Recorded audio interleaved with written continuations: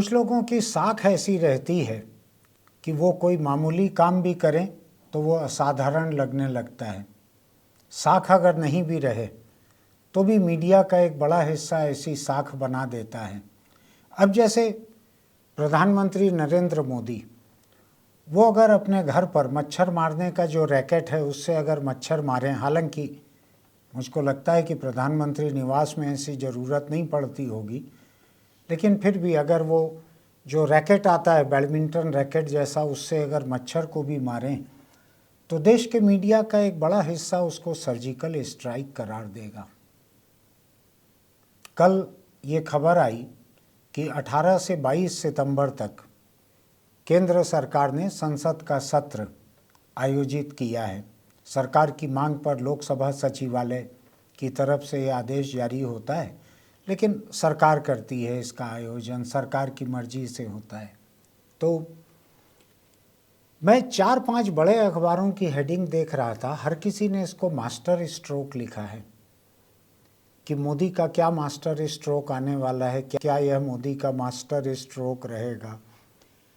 अभी ये एजेंडा भी सामने नहीं आया है कि लोकसभा क्या करेगी, राज्यसभा में कुछ जाएगा क्या, कुछ नहीं आया है अभी। कुल 5 दिनों का सत्र है, कोई एजेंडा सरकार ने सामने नहीं रखा है।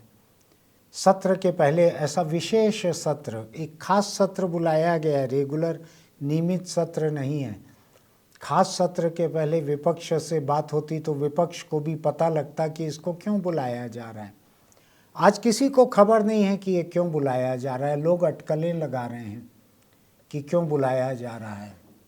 खैर, इसी पर चर्चा के लिए मैं आज छत्तीसगढ़ अखबार के यूट्यूब चैनल इंडिया आजकल के स्टूडियो से सुनील कुमार। खबर चूंकि आ ही गई है कि एक विशेष सत्र बुलाया जा रहा है। पिछला विशेष सत्र मोदी सरकार ने जीएसटी लागू करने के लिए बुलाया था, जिसके बाद में 1000-2000 संशोधन उसमें होते गए। जाहिर है कि वो पूरी तैयारी से लागू नहीं किया गया था, विचार विमर्श लोगों से नहीं हुआ था। अभी भी कोई विचार विमर्श की बहुत तैयारी नहीं दिख रही है। प्रधानमंत्री मोदी की एक ये बात तो है कि जब वो किसी बात को करना तय कर लेते हैं तो फिर अपने मन की भी नहीं सुनते हैं। ये डायलॉग आपने किसी फिल्मी कलाकार का सुना होगा, लेकिन मैं मोदी जी के काम करने के तरीके में इसको देखते रहता हूँ। उन्होंने तय कर लिया कि नोटबंदी करनी है तो अपने मंत्रिमंडल की भी नहीं सुनी उन्होंने, मंत्रिमंडल को बताया, उस पर चर्चा नहीं हुई। खैर, अभी चर्चा ये हो रही है कि इस विशेष सत्र के 5 दिनों में प्रधानमंत्री अपनी 2-3 पसंदीदा चीज़ों को करना चाहेंगे, जो हालांकि उनकी मौलिक चीज़ें नहीं हैं। उन्होंने इन चर्चा को शुरू नहीं किया है, लेकिन फिर भी वो इन बातों को आगे बढ़ाना चाहते थे, जिनमें से पहली बात जो है उस पर हम अभी चर्चा करते हैं। पहली बात है वन नेशन वन इलेक्शन, जैसा कि वो नारा देने के भी शौकीन है, एक देश एक चुनाव, ऐसा होना चाहिए। इसका मतलब ये है कि लोकसभा और राज्य की विधानसभाओं के चुनाव ये एक साथ होने चाहिए। लोग एक पोलिंग बूथ पे जाएं, उनको वहाँ पे 2 बैलेट पेपर मिले या 2 ईवीएम मशीनें मिले। एक में रहे कि वो विधायक किसको चुनना चाहते हैं, दूसरे में रहे कि सांसद किसको चुनना चाहते हैं। तो एक से राज्य की सरकार बनेगी, एक वोट से केंद्र की सरकार बनेगी, ऐसी योजना है ये। इसमें बिल्कुल भी कुछ नया नहीं है। देश जब आज़ाद हुआ तो 52, 57, 62, 67 इतने 4 चुनाव जो हैं इसी तरह से हुए थे। विधानसभाओं के और लोकसभा के चुनाव एक साथ होते थे, तो खर्च भी कम आता था, चुनाव का खर्च कम आता था, प्रचार भी आसान हो जाता था। और एक साथ चुनाव हो जाने से चुनाव से फारिग होकर फिर सरकारें जो हैं, केंद्र और राज्य सरकारें 5 बरस के लिए काम धंधे से लगती थीं। आज हालत ये हो गई है कि देश में अलग अलग राज्यों के चुनाव अलग अलग समय में होते हैं। जैसे अभी नवंबर में छत्तीसगढ़ सहित 5 राज्यों में चुनाव होने हैं। अगले साल फिर किसी 5 राज्य के चुनाव हो जाएंगे, फिर अगले साल 2-3-4 राज्यों के चुनाव हो जाएंगे। तो जो 28 राज्य हैं, ये ऐसे 5 साल इनके चुनाव चलते ही रहते हैं। फिर कभी इनके साथ साथ उपचुनाव हो जाते हैं विधानसभा के, लोकसभा के, फिर लोकसभा का चुनाव आ जाता है। तो ऐसा कुल मिलाकर हिंदुस्तान में चुनाव का सीज़न ख़त्म ही नहीं होता है।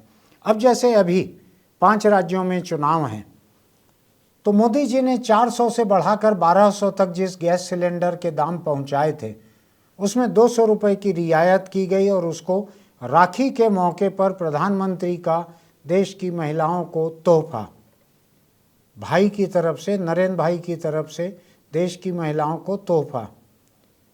जब गैस के दाम बढ़ रहे थे, रसोई गैस सिलेंडर के 400-450 से बढ़कर 1150-1200 हो गए थे, उस वक्त कहा गया भाई ये मुक्त इकनॉमी है, इसमें तेल कंपनियां खुद ही दाम बढ़ाती हैं, उसमें सरकार का कोई हाथ नहीं है।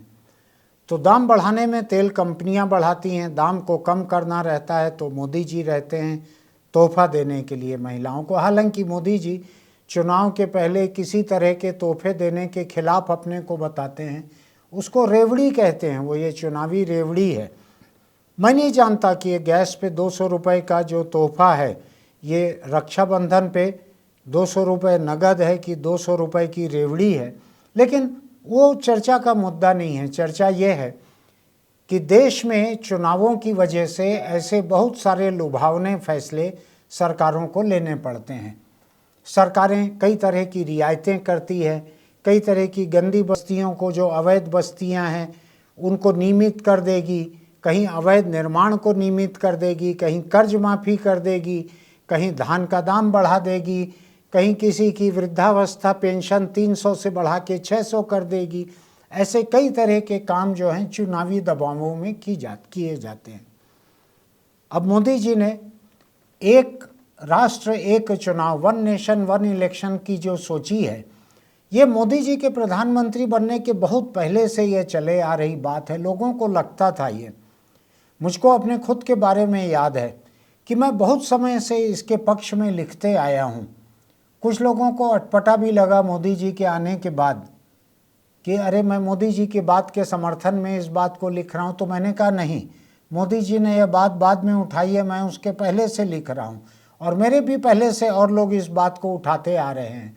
लोगों का मानना है कि लोकसभा और विधानसभा के चुनाव एक साथ होने चाहिए, जनता एक साथ अपना दिमाग बनाए और ये जरूरी नहीं रहता है कि प्रधानमंत्री का चेहरा देख के लोग उन्हीं की पार्टी के किसी नेता को मुख्यमंत्री बना देंगे। मुझको अच्छी तरह याद है आंध्र, जो कि आज आंध्र और तेलंगाना 2 में बंट गया है, पहले जब ये एक राज्य था, आंध्र में विधानसभा के चुनाव लोकसभा के चुनावों के साथ हुए। एक ही दिन मतदान हुआ, एक ही केंद्र में लोग गए। उस समय छपा हुआ कागज़ मिलता था, 2 बैलेट पेपर मिले लोगों को। एक बैलेट पेपर से उन्होंने राज्य में एक पार्टी की सरकार चुनी और केंद्र में उसकी विरोधी पार्टी की सरकार चुनी। तो मतदाता बड़े परिपक्व रहते हैं, मतदाता को मालूम रहता है प्रधानमंत्री बनाने लायक कौन है और मुख्यमंत्री बनाने लायक कौन है। ऐसा नहीं है कि प्रधानमंत्री का चेहरा देख के छत्तीसगढ़ में या इन 5 राज्यों में लोग मुख्यमंत्री का चेहरा भी बदल दें। लोगों को याद होगा कि 5 साल पहले जब इन 5 राज्यों में चुनाव हुए थे तो छत्तीसगढ़, राजस्थान और मध्य प्रदेश, ये 3 राज्यों में कांग्रेस की सरकारें जीत कर आई थी। लेकिन इसके 6 महीने के बाद जब लोकसभा के चुनाव हुए तो यहाँ पर जीती हुई पार्टियों को भूल के, यहाँ के कांग्रेसी मुख्यमंत्रियों को भूल के मतदाताओं ने बीजेपी को वोट दिया ताकि नरेंद्र मोदी प्रधानमंत्री बन सकें। तो अभी पिछले चुनाव का देखा हुआ है। तो लोग राज्य में किसी को चुनते हैं, देश में किसी को चुनते हैं। मैं इसका उल्टा सोच रहा हूँ। कांग्रेस के जो लोग या जो गैर भाजपाई, भाजपा विरोधी जो लोग डरे हुए हैं कि मोदी के चेहरे के असर से राज्यों में भी भाजपा जीत सकती है, मेरा इसमें थोड़ा दूसरा मानना है। मेरा मानना यह है कि ममता बनर्जी हिमाचल प्रदेश, छत्तीसगढ़, राजस्थान, मध्य प्रदेश, कर्नाटक, बहुत सारे ऐसे राज्य हैं जहां भाजपा हारी भी है। तो हो सकता है कि इन राज्यों में वहां जीतने वाली जो पार्टी है राज्य में, उसके असर में लोकसभा की सीटें भी कुछ ज़्यादा जीतें गैर भाजपा दल। मोदी जी को जितनी सीटें मिली, जितनी भाजपा और एनडीए गठबंधन को सीटें मिली, हो सकता है वो सीटें कम भी हो जाएं। और हो सकता है कि राज्य में जो पार्टी है जिसका शोहरत का ग्राफ ऊपर जाते दिख रहा है, जो राज्य में सरकार बना रही है, ऐसी पार्टियों के असर से लोकसभा की कुछ अधिक सीटें गैर एनडीए गठबंधन को मिल सके, पार्टियों को मिल सके। और अब तो इंडिया नाम का एक बेहतर, अधिक मजबूत, अभूतपूर्व ताकत वाला एक गठबंधन उभरते दिख रहा है। चुनाव तक ये कहाँ पहुँचेगा, ये देखने की बात है। तो मैं व्यक्तिगत रूप से वन नेशन वन इलेक्शन के पक्ष में हूँ। जिनको लगता है कि इससे नरेंद्र मोदी को कोई मौलिक काम करने का श्रेय मिल जाएगा, उनको पुरानी कतरनें ढूंढ लेनी चाहिए। इंटरनेट पे मौजूद है कि मोदी के प्रधानमंत्री बनने के बहुत पहले से ये बात उठते आ रही है। मैं अपने अखबार के एडिटोरियल पुराने निकालूंगा तो 2014 के पहले भी मैं कई बार इस बारे में लिख चुका हूँ कि चुनाव एक साथ होने चाहिए। सरकारों को पूरे 5 साल इस दबाव में काम नहीं करना चाहिए कि अभी पंचायत म्यूनिसिपल के चुनाव होने हैं, लोकसभा के चुनाव होने हैं, फिर कोई बाई इलेक्शन होना है। तो सरकारें लगातार चुनाव के दबाव में काम करें तो वो बहुत संतुलित आर्थिक फैसले नहीं ले पाती, वो लुभावने फैसले लेने को मजबूर हो जाती हैं। ये सिलसिला बंद होना ठीक है। देश का खर्च घटेगा, देश में राजनीतिक स्थिरता भी आएगी और देश में लुभावनी राजनीति थोड़ी सी घटने की एक गुंजाइश पैदा हो सकेगी। तो आज का एक मुद्दा जो है वो ये है कि वन नेशन वन इलेक्शन, क्या ये होना चाहिए? मेरा मानना है कि ये होना चाहिए। और छत्तीसगढ़ में जो डिप्टी चीफ मिनिस्टर हैं टीएस सिंहदेव, उनका भी एक बयान आज सुबह मैं देख रहा था। उन्होंने कहा कि मैं व्यक्तिगत रूप से इसके पक्ष में हूँ। अभी हालांकि ये संसद का 5 दिनों का सत्र होगा, इसमें विपक्ष भी रहेगा।